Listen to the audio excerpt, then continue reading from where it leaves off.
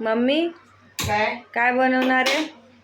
भोपळा नको नको प्लीज खाऊन नको. तर बघ कसं होतंय. चला, मुलगी नको म्हटली तरी मी भोपळा करते. इकडे मी कढईमध्ये तेल टाकलं, त्याच्यात जिरं, हिंग, लसूण टाकलं मस्त बारीक चिरून, कांदा टाकला, परतून दिला कांदा मस्त, आणि टॅमॅटो टाकलं.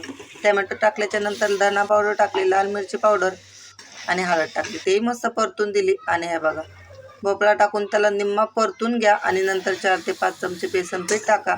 आणि बेसन पीठ टाकल्याच्या नंतर 15-20 मिनटं मस्त त्याला हलवू शिजवून घ्या. आणि हे बघा, एक नंबर आपला भोपळा तयार आहे. आता भोपळ्याबरोबर खायला आपण मस्त कडक अशी बाजरीची भाकरी बनवणार आहोत. हे बघा, भाकरी झाल्यात आपल्या.